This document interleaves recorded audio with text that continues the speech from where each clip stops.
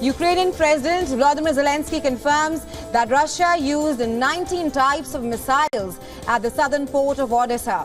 The leader added that Moscow did so to maximize the destruction. At least 50 buildings were damaged in the onslaught that happened on 23rd of July. The Greek consulate and about 25 architectural monuments are some of the buildings that were hit. The Ukrainian Orthodox Church, which is the second largest church in the country, is also among the affected buildings. Over the past week, Russia has been pounding Odesa and the Ukrainian food facilities almost every day.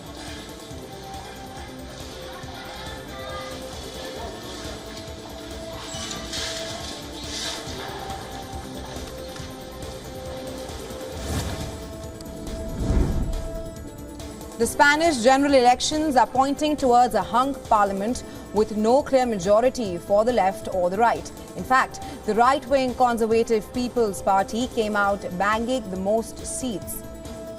With about 99% votes counted, the Socialists won 122 seats, while the People's Party stood at 136 seats. The voter survey expected the People's Party to win the election run, but as the election unfolds, no party or bloc seems to be winning. The two leading parties will seek to negotiate coalition deals in pursuit of a governing majority. However, experts warn that this could result in another election.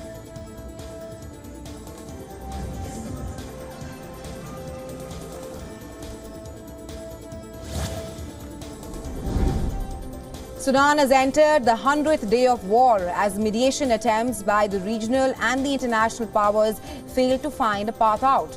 The increasingly intractable conflict broke out on the 15th of April between the Sudanese army and the Rapid Support Forces. Since then, at least 3 million people have been uprooted. The war, which pits Army Chief Abdel Fattah al-Burhan against his former deputy Mohammed Hamdan Dagalo, has caused heavy civilian casualties. The targeting of civilians has also led to a mass exodus, with about 700,000 people fleeing to neighboring countries. Over the weekend alone, at least 20 people have been killed in the war that neither the army nor the RSF seems to be winning.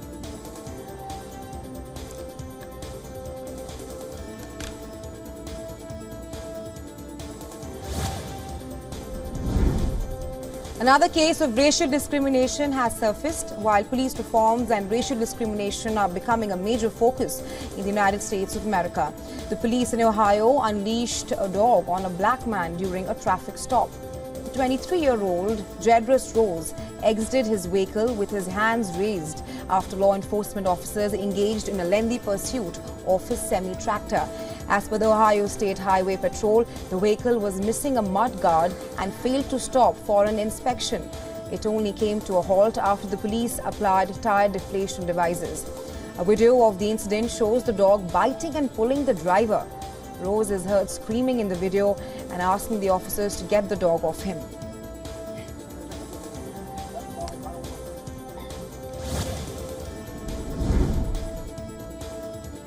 Egyptian activist Patrick Zaki landed in Italy after being pardoned by Egypt's President Abdel Fattah al-Sisi. Zaki was detained and sentenced to a 3-year jail term by the prosecutors who charged him of spreading fake news inside and outside the country. This was based on an opinion piece written by the activist in 2019. Zaki's case has echoed in Italy, reminding many of the tragic fate of Italian student Giulio Regeni, who was abducted and killed in Egypt in 2016. The Italian government had repeatedly called for Zaki's release since his arrest in 2020.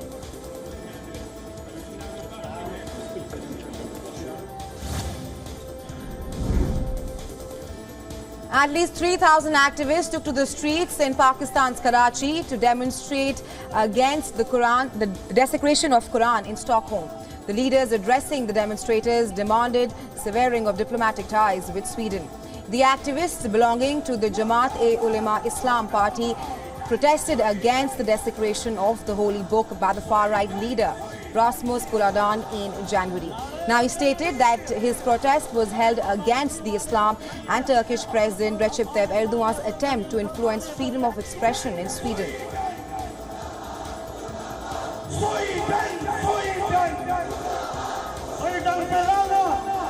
Sudan adalat pe lana, Sudan adalat pe lana, murdabad, murdabad, murdabad, murdabad. Nations from the Mediterranean, Middle East and Africa agreed on steps to slow down the unauthorized migration. This came following a meeting led by Italian Prime Minister Giorgia Meloni.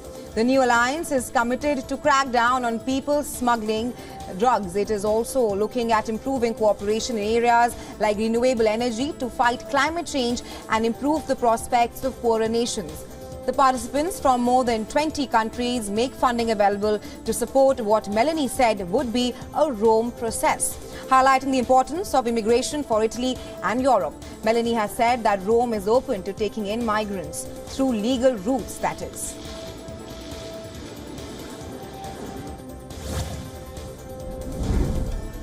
The second nuclear-powered submarine of the US has hit base in South Korea. This comes just days after the first nuclear-armed submarine made port in the country.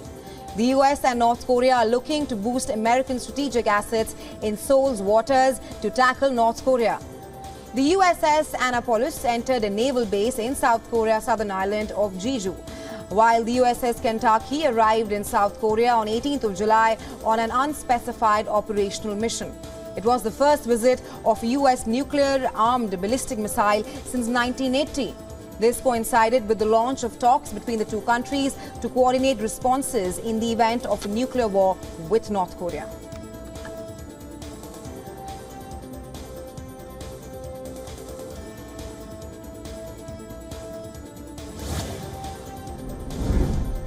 Russia claims to have thwarted 2 Ukrainian drone attacks. The drones attacked Moscow, damaging at least 2 non-residential buildings, calling it a terror attack.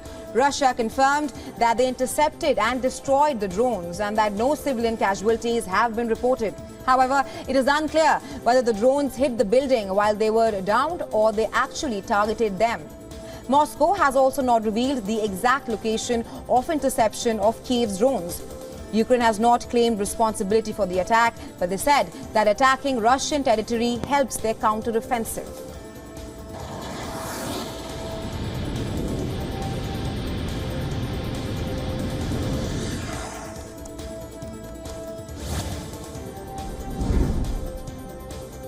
A ferry sank off in Indonesia, Sulawesi Island, killing at least 15 people.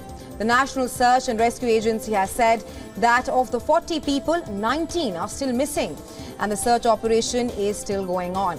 The ferry was carrying people across a bay in Muna Island, which is about 124 miles from the capital of Southeast Sulawesi province. The cause for sinking in this case remains unclear as of now. However, ferry accidents in Indonesia are common as lax safety standards often allow vessels to be overloaded.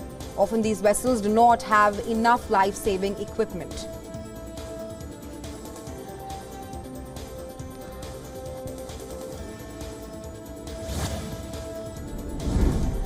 At least 11 people are now known to have died after the roof of a school gymnasium collapsed in China. The collapse followed heavy downpour in northeast China. As per the reports, about 15 people were trapped underneath the rubble. Many amongst the killed are young girls who were playing netball inside the gymnasium at the time of the accident. The authorities claim that illegal stacking of materials on the roof may have caused it to cave in. The collapse happened at the number 34 middle school in the Longsha district in Shishihar.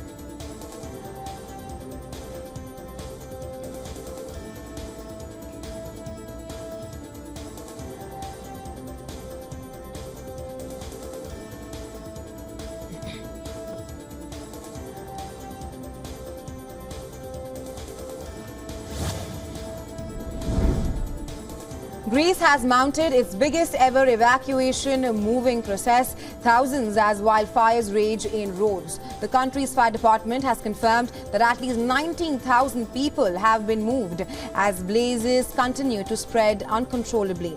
The crowds filled the Rhodes International Airport following the evacuation, which mostly involved tourists. The inferno ripped through the pine forest of Rhodes, setting the southeast of mainland Greece ablaze. All outbound flights to Rhodes have been cancelled till Tuesday. Also, Turkey sent 2 amphibious firefighting planes and a helicopter to control the wildfire.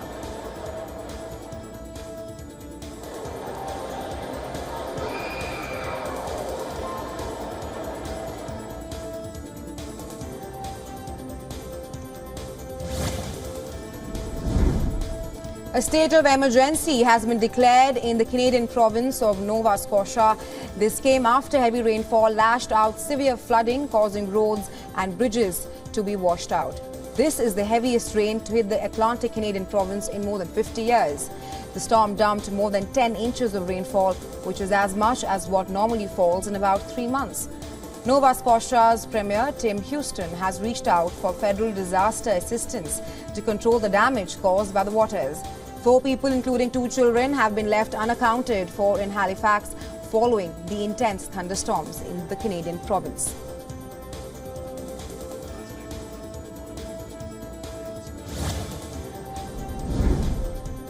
An aerial video of Vanderhoof Fort St. James of Colombia shows thousands of hectares of scorched forests.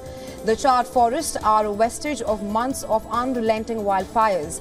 Though in the last 48 hours, the area has received rainfall, it is not suffice. It's not enough to squelch fires that have burnt over 35,000 hectares. However, the showers have given firefighters and the military an opportunity to consolidate efforts. As per the Wildfire Service, drier weather is expected later this week. So far, the wildfires exacerbated by drought have ashed 1.2 million hectares of forest in the province.